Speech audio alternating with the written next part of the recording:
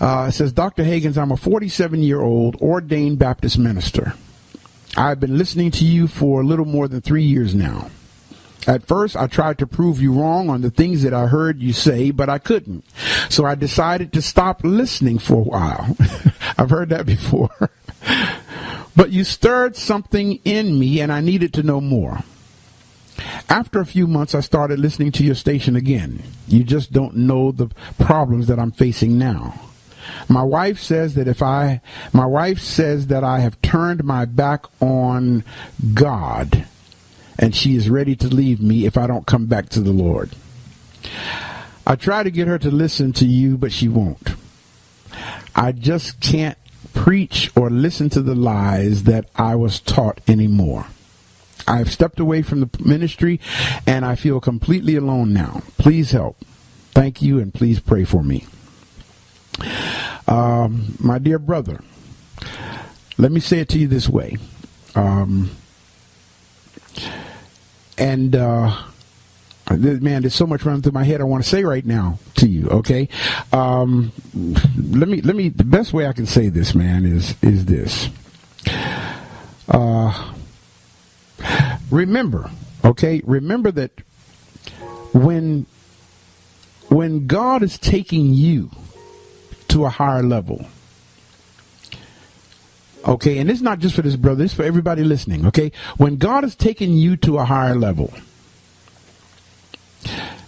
God is taking you to that level, not y'all to that level. One of the mistakes that I made when my eyes came open is I wanted to take all my family, friends, and loved ones with me to the next level. And that's not how it works. Okay, when I went to the next level in my development, it was a breaking away from everybody. Okay, the wonderful thing about it is I didn't lose my family. I may not have had the best fellowship with my family during that growth period, but I didn't lose them. Okay, some people I did lose. Some people I loved very dearly, and I lost them. Okay, because their programming was much like your wife's programming here. Okay, only thing is the people I lost weren't my wife. One was close to being my wife, but she wasn't. We were engaged, and when she found out that I had come into African consciousness, she gave me my ring back and said, I can't have anything else to do with you because you're practicing Satanism. And I had no way, and no matter how hard I tried, I get her to get her to understand, this is historical fact. You can read it for yourself. Nope, I don't want to have nothing to do with that. In this case, it's your wife. And nothing is more important than family, man. Grab what I'm saying here if you can. I understand where you are and knowing that you can't participate in the lie anymore, okay? But right now it's about prioritizing, okay, which is really more important. Is a belief system that powerful that it's worth destroying a family for? I remember a brother asked me just this past holiday season, he said, Dr. Hagins, I can't do this Christmas stuff no more, man. I just can't do it.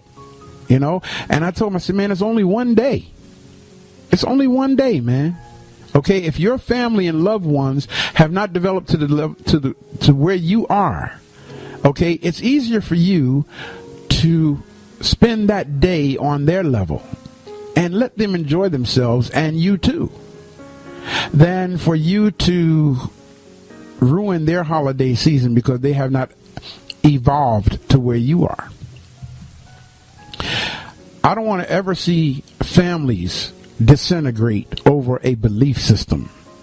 But yet that's how powerful this mess is, man. This religion stuff will do it to us. Okay? So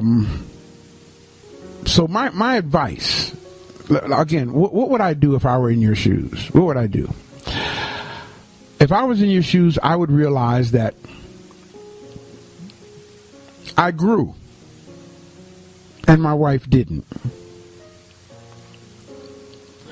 Then I would ask myself, this awareness that I have, this growth level that I'm now on, does it mean that I cannot be patient? Does it mean that I cannot take the time to love my wife?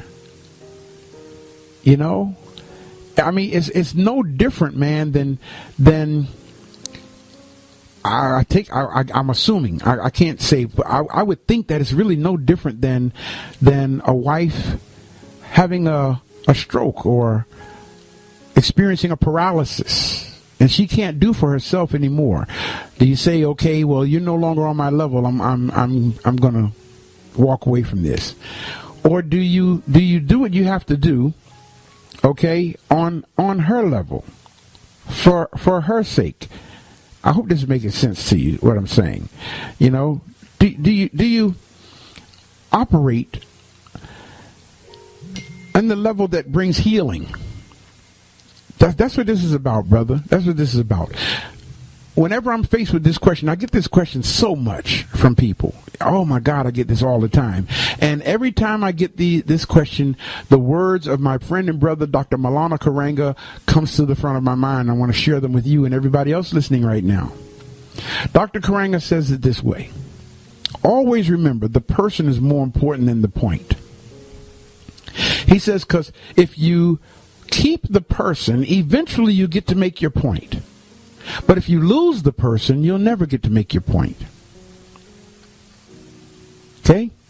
Now, what happens in a situation like this, and I'm really sensing this in my spirit now. What happens in a situation like this is when those who don't know where we are, when those who don't know what we know express themselves, we oftentimes respond in such a way to make them feel belittled.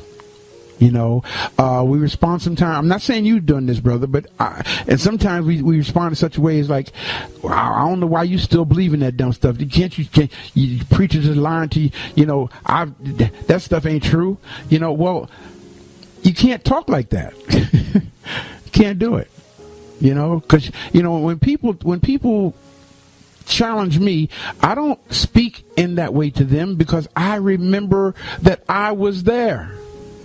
Just last night, I was on Facebook with a sister on Facebook, and they were talking about something, and the sister A was simply trying to get sister B to think critically, okay, and the sister B actually attacked me, and she don't even know me, so I just happened to read it, so I chimed in, you know, and to make a long story short, she ended up calling me and sister A. I can't exactly remember the words. She actually called us simple-minded Negroes. Simple-minded Negroes. Because I was challenging her. Okay, and the discussion was really centered around, you know, the Old Testament, New Testament. Girl said she don't believe in the New Testament, blah, blah, blah, blah, blah. So I said to her, you know, well, you know, she was talking about Egypt. We talking about Egypt. The Bible says, stay out of Egypt, blah, blah, blah, blah, blah.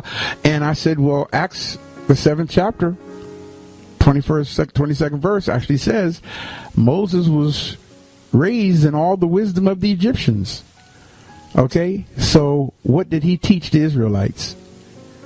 Now, of course, I know Moses never existed, but because she's on that level, I gave her her own book to challenge her with. And she ended up retaliating by disrespecting us. Okay? That's not how you reach people. Okay? You don't reach people by disrespecting them. You honor where they are.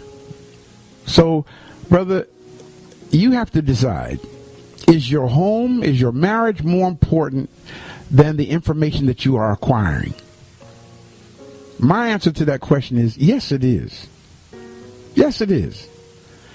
Okay, because long before we had all these doctrines and programs and religions, we had what was called the marriage relationship.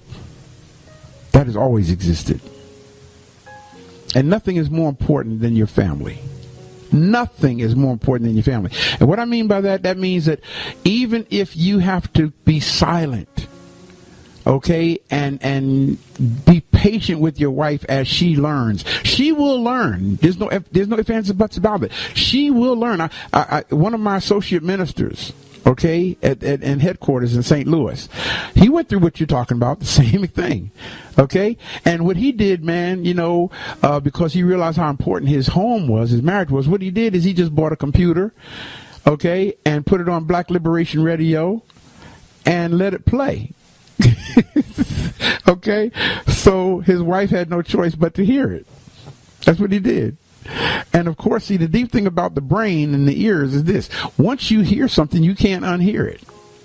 And he created an environment to where she had no choice but to hear if she was there. Okay? That's his computer. He's playing it. And she's going to walk by. And lo and behold, over time, she finally said, you know what? Let me learn some of this. Okay, I hear what he's saying. Let me check out this. Let me check. And today, both of them are very active in the African village there together. So, brother, again, I can't stress how important it is to you. I know how you're feeling, okay? And I sure enough know how it feels to be alone because you stepped away from the environment that you used to. What I would do, and I'm asking the Almighty and the universe and the ancestors to work in your life, okay, to make you an influence, not only with your wife, but an influence even in the church. Okay? Yeah, to go back and reach those, man, who haven't learned what you've learned, but you got to share it with wisdom. Because they'll, you know how we were taught, man. Anybody that come unto you and don't bring this gospel of Jesus Christ, don't receive him into your house. Don't even say give him Godspeed. That's what we were taught. And that in itself is a problem, if people would just think. Okay, but learn to honor your wife's cognitive reality. Okay, and notice you don't mean no harm. And show her that you don't mean any harm. And over time, it may be a year, maybe 2 years, maybe 3 years. Okay, God will help you guys work through this. But whatever you do, man, I mean, if this is the only thing that's becoming a problem in your marriage, don't let it become a problem in your marriage. Okay, don't let that happen, man. Don't let that happen. Learn to look at your wife's heart and see if she means well in her heart. If she means well in her heart, that's all that matters, brother. That's all that matters. Okay?